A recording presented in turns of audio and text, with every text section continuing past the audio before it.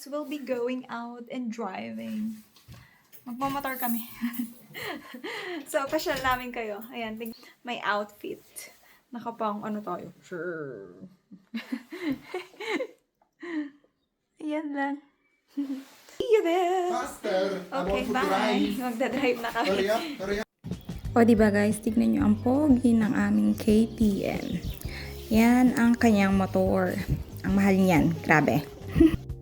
Late vlog na pala to guys, nung April pa ito. So ngayon ko lang siya maaasikasong i-upload. So ayan, namasyal kami, nagpunta kami sa castle. So ang dami-dami ditong castle sa Germany, ano. So, puntahan natin ito. Hindi ko pa ito napupuntahan, pero dati siya napuntahan niya na to. So, ako first time ko pa lang dito. Pero, napuntahan ko na yung castle sa Bonn, tsaka yung castle sa Cochem, at tsaka yung Eltz. So, yun pa lang, sa bandang Rhineland Pfalz, yung mga napuntahan ko na castle. Kasi, doon ako nakatira dati. Ang probinsya ko dati is sa Rhineland Pfalz. Tapos, nung lumipat na nga ako sa kanya. Ayan. So, ito naman yung mga dinidiscover namin na castle is bandang Baden-Württemberg naman. So, ayan. Samahan nyo kami. Mamasyal tayo ngayon. Libutin natin ang castle ng Liechtenstein.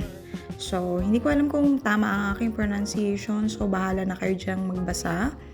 So, itong pupuntahan namin na to ay castle ng Liechtenstein. Hirap i-pronounce, no? So, Licht is parang light, and then Stein is bato, stone. So, literal na translation. Yun yung sinasabi ko. So, tingnan nyo nga naman, ang gaganda, no? Bakit ang dami-daming castle dito sa Germany? Comment down below. Pero, actually, nag-search ako, bakit ang daming castle dito sa Germany dati, nung unang panahon. So, dahil nga daw,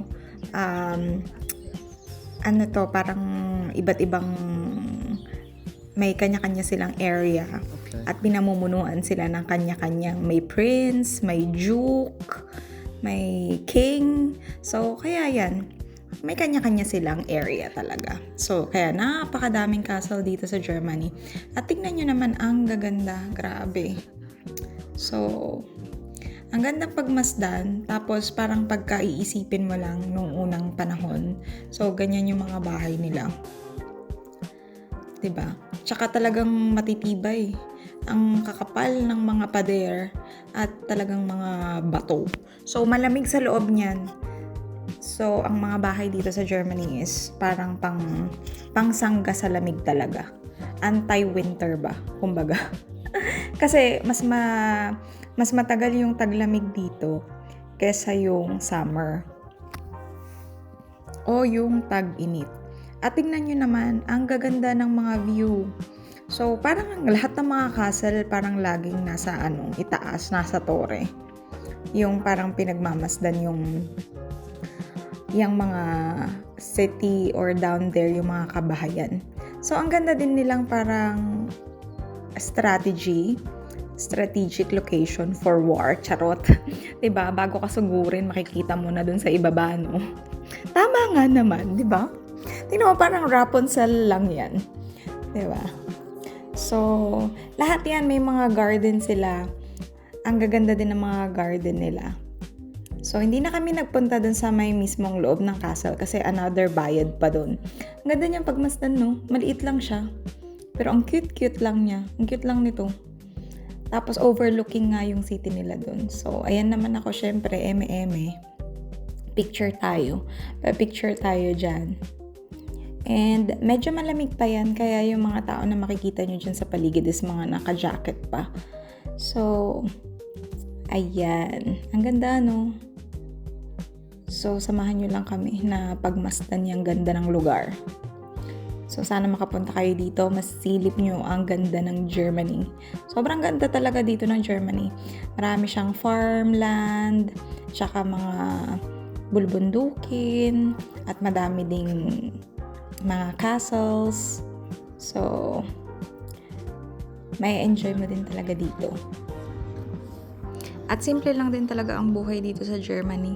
Hindi mo ma-feel na parang nasa city ka or mabilis yung oras, mabilis yung kailangan lagi may pinupuntahan or something like that. Hindi talaga. Simpleng-simple lang dito. May time para makagala ka.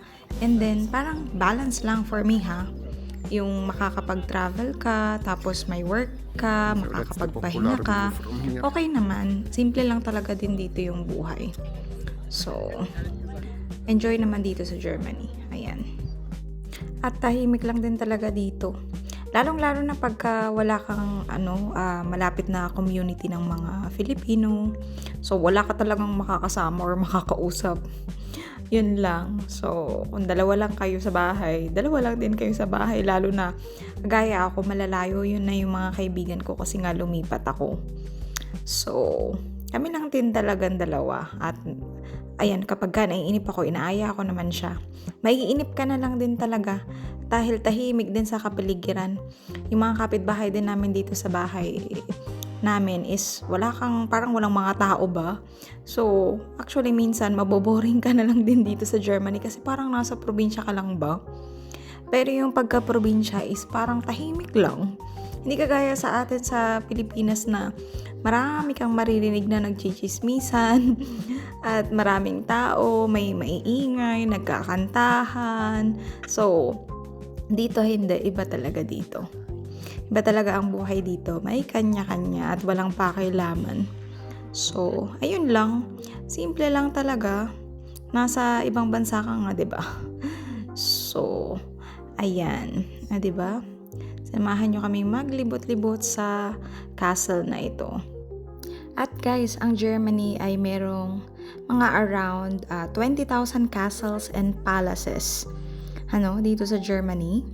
At mga intact medieval fortress to romantic hilltop places talaga siya. So, kagaya nito, ito nga ang pinupuntahan natin na to. Ang tawag dito, or tinatawag pala siyang Fairy Tale Castle of Württemberg. O, diba? Ito lang naman daw yung only castle sa buong mundo na specifically to look like a real life homage to a novel. Ang ganda nga kasi niya, tapos ang cute-cute lang niya. Sobra. So, ayun guys. Sana nag-enjoy kayo dito sa pamamasyal natin sa castle na to. Tingnan nyo naman yung puno na yan, ang ganda. Parang Game of Thrones lang. Yung puno doon. So, pauwi na kami yan at maraming salamat sa inyong panonood. I hope you like this video. And please like and subscribe po. Maraming salamat po.